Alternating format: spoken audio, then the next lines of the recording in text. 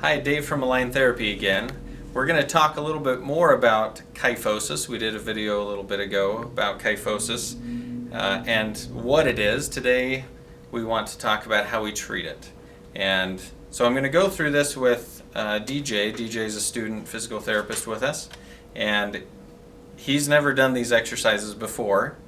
I don't even think we've seen kyphosis exercises yet in the clinic while you've been here, so this is all brand new to him. So kind of like he's a patient. We did notice that DJ has a little bit tighter of a kyphosis when I was sticking my elbow in his back and torturing him a week or so ago. So I want to show you what kyphosis exercises are like. He doesn't have Scheuermann's kyphosis, which is a structural kyphosis, more just stiffness from a forward position. So we'll run through some exercises and give you an idea on what they are. I want to preface this by don't do this at home. I want you to, if you're going to get treatment for kyphosis, I want you to get treatment from someone who knows what they're doing. This is very specific to what type of scoliosis kyphosis that you have and what else is influencing it. So go ahead and turn and face the bars here, DJ. So with kyphosis, we talked about kyphosis being the rounding of the upper back. So DJ, I want you to show me some bad kyphosis. So if you see your teenager sitting like this with that kyphosis, you'd probably be tempted to say sit up straight. So sit up straight, DJ.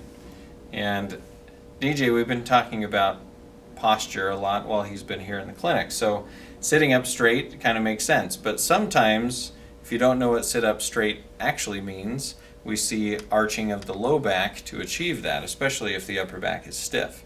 And so we don't want to sacrifice the low back to work on the upper back. So go ahead and relax for a sec, DJ. Shake it out a little bit. So as we work with the Schroth Method for kyphosis, what happens is we always start at the bottom. We start at the base where the pelvis is. And as we start at the pelvis, we sit tall with a little bit of lordosis. So we sit with a little bit of a curve in the low back.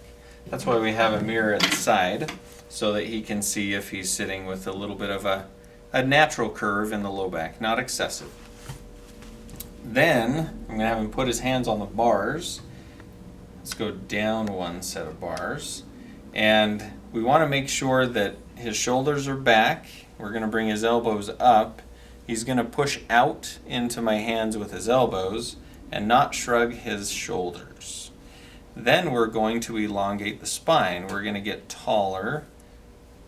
Shoulder blades come apart, and we're going to start breathing. So as he breathes, he's going to get taller, and we're going to pull the ribs away from the pelvis on the inhale so that we get some elongation. Still, we're maintaining that good curve in the low back.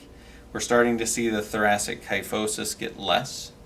Elbows push out, shoulders stay down, and he continues to focus on breathing like I'm pulling his hair to the ceiling, elongating the whole spine. If he has a significant kyphosis, I would want him to push forward at the kyphosis without arching his low back. So tighten the muscles here, DJ, and push forward, but don't let this arch. So bring this back a little bit. Yes, like that. Good. Elbows still push out. So we're using those muscles around the thoracic to push forward. And he's going to breathe out into my fingers without expanding backward into the kyphosis. He's going to breathe in and breathe into the sides. Big breath. Good. Feel that expand? Good. And controlling it, trying to keep this forward. Shoulders stay down. Good. So that's, go ahead and relax. So that's kind of the beginning of what we do with treating kyphosis with the Schroth Method. That's not where we end by any means. This is kind of the beginning. We want to figure out how mobile things are, what we can move, and we start to elongate. If I grab a pen here, so come over to the mirror here, Shar. So if we have, this is DJ, and he has a kyphosis and a lordosis, and we want to reduce this. Why we elongate is if we get taller, gravity's pulling down, we're elongating. That should make this curve less just by elongating the spine. So we want to do some elongation and then correct for the other things that we see. But elongation is a big piece of the puzzle with scoliosis, kyphosis, a lot of the spinal deformities that we see. So just giving you an idea on what we're doing with kyphosis, and yeah, it works very well.